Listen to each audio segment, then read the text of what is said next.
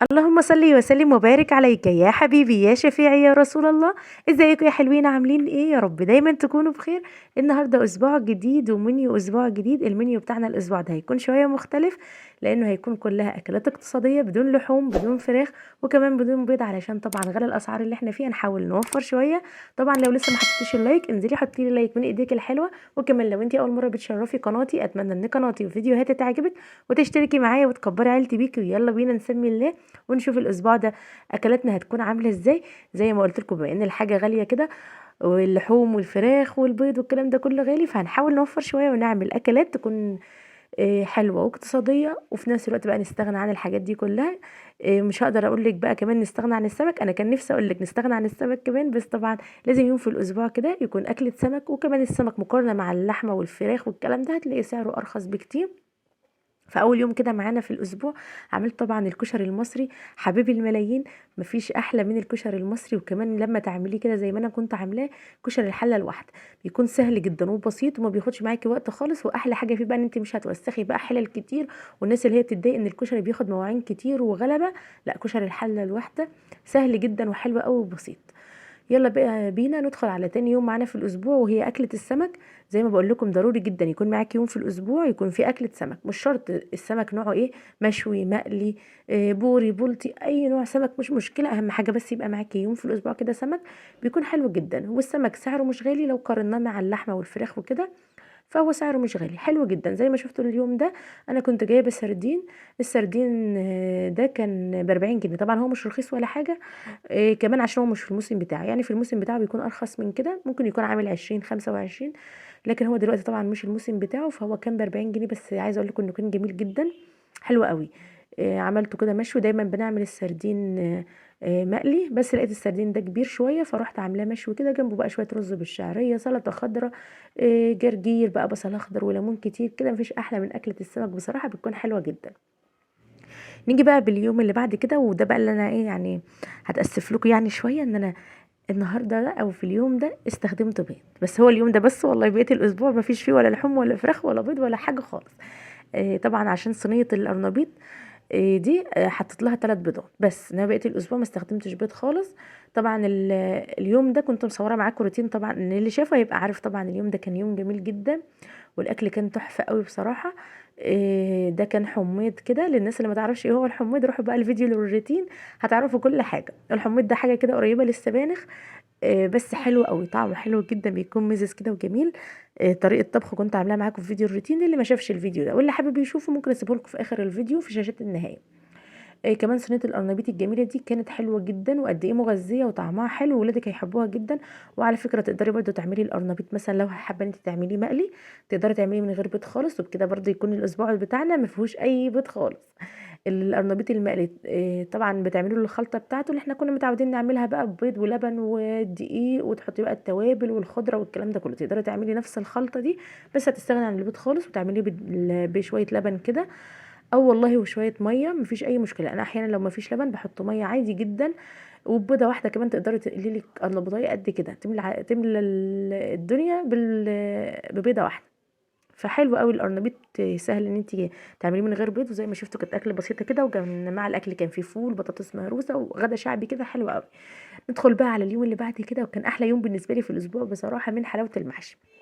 شوية محشي كرنب أرداحي كده بقى، من غير ولا لحمة ولا فراخ ولا أي حاجة، هو بس كده وجنبه شوية شوربة لسان عصفور. عايزة أقول لكم كان طعمه عسل عسل. وكان أحلى حاجة بقى اليوم ده كان الجو برد شوية كده، فهو أحلى حاجة للبرد وللشتاء، حلة محشي سخنة كده وتروحي غرفها وهي سخنة مولعة وتاكلوها كده بألف هنا وشفا، حلو جدا. زي ما قلت لكم جنبها كان شوية شوربة لسان عصفور، عندك مثلا شوية شوربة كده في التلاجة بتاعت فراخ بتاعت لحمة، هتطلعيهم وتعملي فيهم لسان العصفور. ما فيش عندك مكعب مرق الدجاج وهتعملي احلى شرب.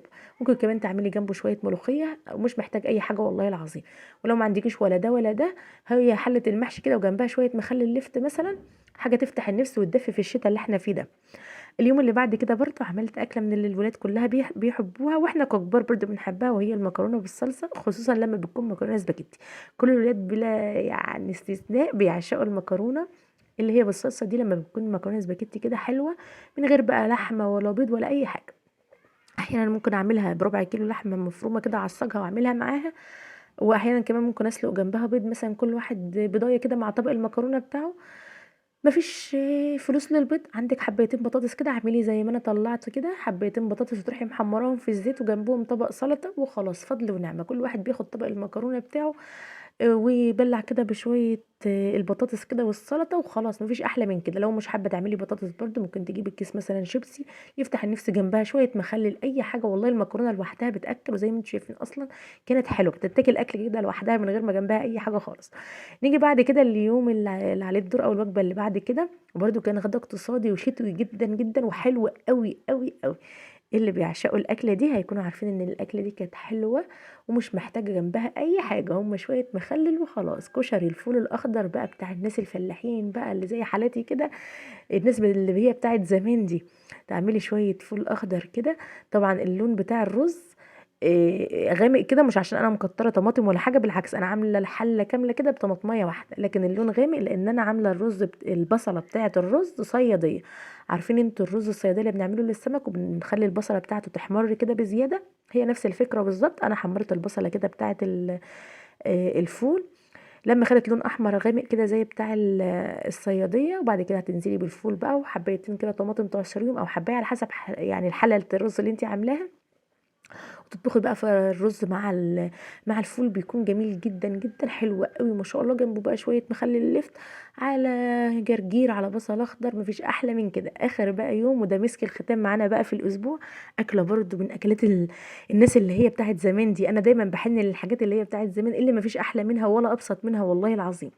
اكله حلوه جدا وبسيطه، عباره عن لتر من اللبن او كيلو من اللبن على كوبايه من الرز الابيض المصري وبس. بتعملي صينيه كده زي ما انت شايفه، صينيه حلوه جدا تكفي عيله مثلا، هنقول لو 4 افراد كبار، احنا بالنسبه لنا 5 بس انا ولادي يعني صغيرين، بتكفينا غدا وبتبقى حلوه جدا ما شاء الله. اللي هو الرز باللبن في الفرن، قلت لكم قبل كده للناس اللي متابعاني من زمان، هو حاجه ولا هي رز معمر ولا هي مثلا الرز بلبن اللي هو بتاع المحلات، وكنت مصوره طريقته معاكم برده، ممكن اسيبها لكم في اخر الفيديو للناس اللي ما تعرفهاش. هي حاجه كده قريبه من الرز المعمر بس طريقه مختلفه، وكمان بيكون احلى بكتير، بيكون دسم كده واللبن فيه بيكون ما شاء الله جميل وكتير. على عكس الرز المعمر بيكون مفلفل. والرز المعمر بقى مثلا عايز جنبه فراخ، عايز جنبه لحمه، المهم عايز جنبه حاجه غموس جنبه. اما ده بيتاكل لوحده كده بس، تقدري تاكليه كده قطع، كل واحد ياخد له حتتين 3 كده ولا 4 في الطبق بتاعه وياكلها بالمعلقه، او تعملي اضافه زي ما احنا بنعمل، احنا بناكله مع العسل الاسود. ممكن الناس تستغربه وتحس ان هو شويه حلو ومش غدا، بس هو فعلا حلو جدا. تقدري تاكليه من غير عسل خالص، بدون اي اضافه اي حاجه، بيكون لذيذ جدا. واخد وش تحمير حلو كده من فوق ومن تحت زي ما انتم شايفينه، روعه. انا بقى بعشقه كده مع العسل الاسود، تاخدي كده معلقه من العسل الاسود تحطيها على الوش وتاكلي ما شاء الله ما تشبعيش من الاكله دي. الناس اللي مش عارفه الاكله دي هسيب لكم الطريقه، روحوا شوفوها وخدوا فكره كده، والله جربوها هتعجبكم. حتى مش هقول لكم اعملوها على غدا، تقدروا تعملوها مثلا كتحليه كده بالليل او عشاء كده بالليل، حلو جدا. يا رب المنيو بتاع الاسبوع ده يكون عجبكم، وكنا هتاخدوا منه افكار كده باذن الله. طبعا قبل ما تطلعي من الفيديو ما تنسيش تحطي لي اللايك بتاعك، ومع السلامه.